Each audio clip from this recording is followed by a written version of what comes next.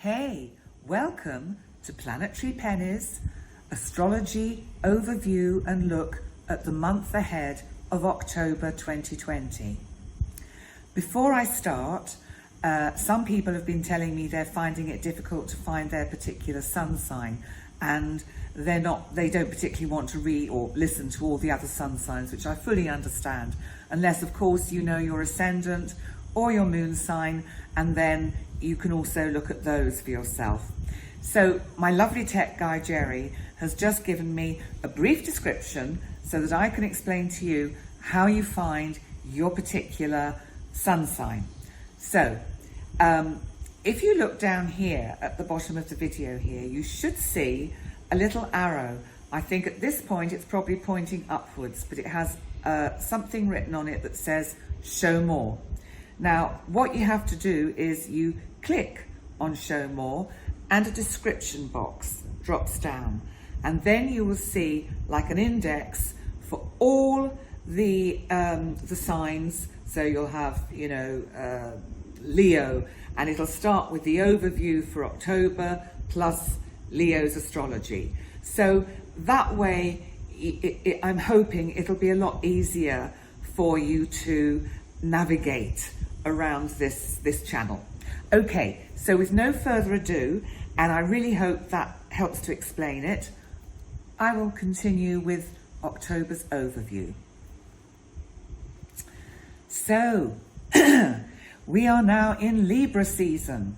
So, when the sun moves into Libra, it kind of focuses us much more on the relationship aspect of life. So that would be the relationship aspect of, for example, our one-to-one close friendships, our one-to-one intimate relationships with family, with more, our wider friend circle.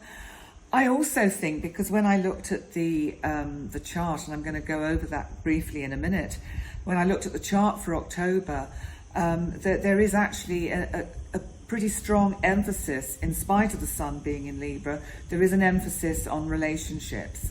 And I think this is on a rather grander scale, because I think this is actually on an international scale. Relationships between countries, relationships within countries, between communities. My sense is, because we have Mars retrograde, and it will be for quite a while in Aries, and Mars is making this harsh, difficult aspect to the big boys, Saturn, Pluto and Jupiter in Capricorn, which is in the 7th house of this October chart that I've set up. And what that tells me is that I really feel governments and world leaders are going to really struggle with keeping people safe within the confines of lockdown, because I suspect there's going to be a real movement underneath, or underground if you like, of the masses, the populace, getting very frustrated with lockdown, getting very frustrated with the fact that they are being so damaged financially in their individual businesses. They are losing jobs, and so there is going to be, I think, a real surge towards this kind of unrest. And my sense is that as these planets, that is Pluto, Jupiter and Saturn, start to move forward again in Capricorn, because Pluto actually starts to move forward on it moves forward on the 4th of October. So we will then have these three big boys going direct in Capricorn. So that's Saturn, Pluto and Jupiter. Now remember, Jupiter expands, and Jupiter can expand negative stuff as well as positive stuff, because it's like Jupiter is kind of neutral. So what I want to say with this is that, Pluto is pushing us towards transforming the way we actually govern our planet. It's pushing countries to transform the way they administer their governmental duties. It's on such a broad scale. You see Saturn that is also direct now, because Saturn went direct at the end of September. You know, Saturn is about governments and order and law and restrictions and boundaries. And I really feel that there is going to be quite a tension throughout the month of October, because as we move towards the end of the year, when these planets, in a sense, meet up much more tightly, because Jupiter, and again, remember, it expands what it touches. That's great if you've got a winning lottery ticket. And maybe we'll get some of those this month, who knows? And let's hope I'll go and buy one. And it expands what's negative and what's dark as well.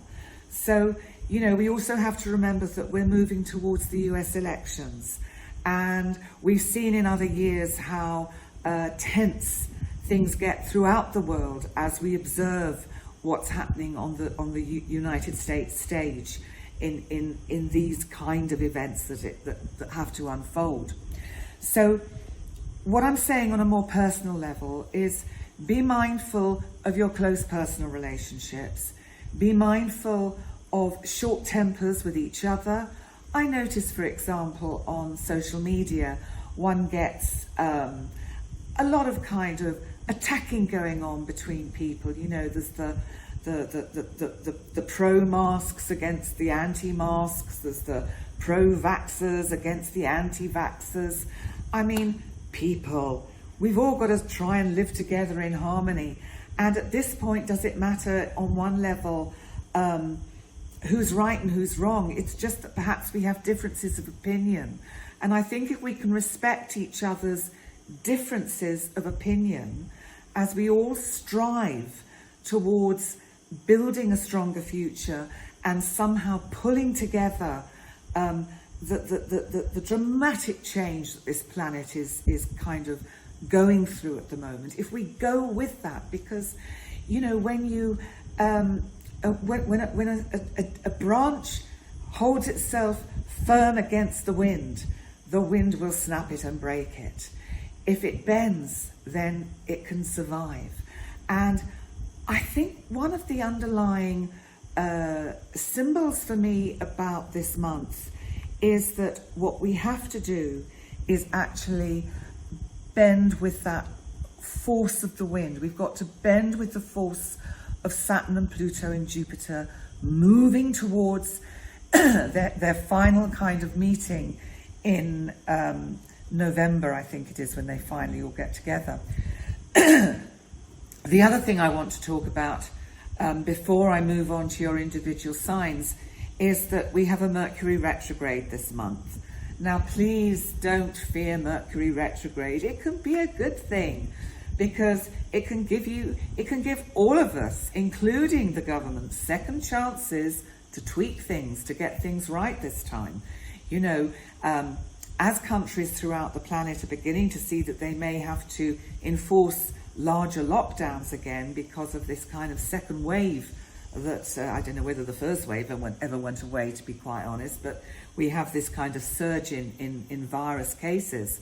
It feels like, hopefully, every single government throughout the world will use the vision of hindsight. I mean, we all know that 2020 is going to have that stigma on it forever of 2020 hindsight. And but you know, this Mercury retrograde is helping that. It's saying, look, we can see what we perhaps didn't get right last time. Let's try and actually get it right this time, because that way maybe we can save lives, we can save jobs, we can save businesses. So that's the positive of Mercury retrograde. The sort of the more downside of Mercury retrograde, and Mercury's going to be in Scorpio, and he goes then back into Libra, and he doesn't go direct till November the 3rd. So we've got, from the 14th of October, we've got this Mercury retrograde period. Yes, we can expect delays in travel, but I think we know why, and I think we're all more aware that if we are booking long distance travel or even short distance travel, it may be subject to change or cancellation. And I don't think we can just stop living our lives because of all these restrictions. I think we have to learn to adapt. And by adapting, I think respect everybody's own individual wishes within that. And respect each other, because this Libra emphasis on relationship, I do feel is super important for October. You know, this Mars square to Saturn and Pluto and Jupiter, you know, there's going to be a lot of kind of sparking off and fights and arguments, and it's just quite tricky. I just want to look at what Uranus is doing, because Uranus is retrograde, of course, in Taurus, and I do think because Taurus is all about money and investments, this retrograde Uranus is going to see a little bit more instability again in the financial world and the sort of the economic climate, which is not what any of us want to hear. But I think there's a lot of nervousness around because of, you know, the fact that we're coming into winter in the Northern Hemisphere, and we are going to go through quite a challenging time. Now, I have talked a lot about October in this overview, but I just feel it's important to get these points across. Your individual sun signs will probably not be quite as long, but they will hopefully have the more direct information that you require to navigate your way through October. So before you go on to that, I just want to say thank you so much for tuning into my channel, watching my videos, and subscribing to my channel. If you've not subscribed, I'd be super happy if you could. That would be fantastic. And the likes and shares are hugely, hugely appreciated.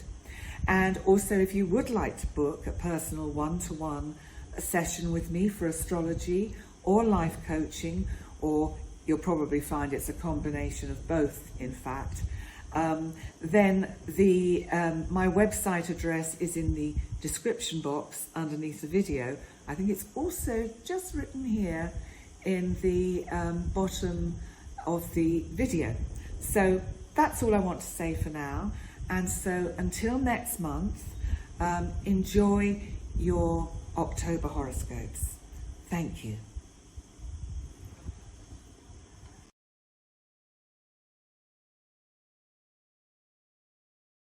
Hey Scorpio, welcome to your October astrology for either the Sun in Scorpio or the Ascendant in Scorpio. And if you have a Moon in Scorpio, why don't you check that out too? Okay, well, on the 1st of the month, we have the first of 2 full moons for this month. And the first full moon is in Aries, and it's in your 6th house of Aries. Now, it's conjunct Chiron. I'm emphasizing that because the 6th house can be about health. Chiron is about health.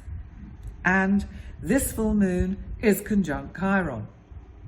So I just want to say, Scorpio, if there are any health issues that you've not been addressing, you really should do them now. Also, this could see a kind of completion to something you've been going through health-wise. You know, if you've got your leg in plaster, or I don't know, something that's kind of restricted you, I think this full moon will see that moving, and it will be an end of that way. It'll be, you know, thank goodness that plaster's off and I can start to get moving again. Because we have to look at the movement this month, which we're also getting from Pluto going direct on the 4th, and that's going to be in your 3rd house of Capricorn. Now this really is super good, because Pluto, Saturn and Jupiter have really been slowing things up for you, to do with communication, to do with documents. It feels like I can see you surrounded by lots of papers sometimes, and just not knowing where to start and which pile to work on first. So I think Pluto going direct is going to give you a little bit of a spurt of energy to finally address these things and finish filling, I don't know, maybe completing forms, maybe there's a contract you're having to sort out, maybe it's to do with getting some new employment, and this means, or maybe you're doing your CV. It would be a good time to perhaps do that. And Jupiter's going to come up and conjunct Pluto later on, so that's going to be really helpful. It's going to help transform things. And, you know, this is the last time that these boys are going to be really making heavy work of things in your third house of communication. It is going to ease up from the beginning of next year. So, and we're moving in that direction, which is why I mention it. So let's move on then to the 14th of October, because we do have Mercury going retrograde in Libra in your 12th house then. So please, Scorpio, don't fear retrograde Mercury. We shouldn't fear any retrograde planets. I really do feel they are opportunities for second chances and things we've overlooked. And Mercury is no different. And yes, it can mean hold-ups, problems, difficulties with communication, difficulties with travel, all those kind of things, because Mercury is about communication. So, you know, that can't be ruled out. But it's in your 12th house. Well, it's going to start off in your first house going retrograde, and it's going to go back over your ascendant and into your 12th house. Now, I think you need to be reviewing who you are and how you want to be seen out there. I think how people see you, how you want to project yourself into the world. With Mercury, when it moves actually into Libra in your 12th house, I just wonder if it's giving you an opportunity to do a little bit of inner work, Scorpio. You know, your ruling planet, Scorpio, is Pluto. That's about inner transformation. It's about the cycles of life. And sometimes, all right, you may dwell on it too much, but sometimes it's actually good to go into those places. And, you know, if you have been laid up for any reason with Chiron in your 6th house, then it's a good time for inner reflection. So I think Mercury is just giving you a little bit of a chance with that. And then if we move on to the 16th of October, we have a new moon in Libra in your 12th house. So that's going to be really helpful, because I feel this is giving a chance for new things, new ideas to come from your very depths of your soul. I think you are going to be transforming yourself a bit. I think you're going to be finding that you can relate better, and not only relate to others, but relate to yourself a bit better with this new moon in Libra in your 12th house. Because interestingly, we have a second full moon on the 31st on Halloween, which is really has to be ruled by Scorpio, doesn't it, Halloween? And of course, the sun will, of course, be in Scorpio by then. It'll be into your birthday season. And some of you may have birthdays on Halloween. How super cool is that? You know, birthday Halloween parties. But this full moon on the 31st is actually in Taurus, and it's in your 7th house, which is your significant relationship. So it'll be your husband, wife, your soulmate, your partner. If you don't have a relationship at the moment, wow, this full moon is conjunct Uranus in Taurus.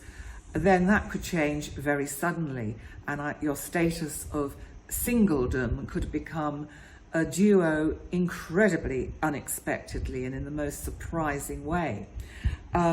If you are in a significant relationship, then I feel this full moon for you is saying, let's up the ante. Let's kind of inject a bit of Halloween spice into this relationship, and just let's see the sparks flying, because it really is quite a powerful full moon.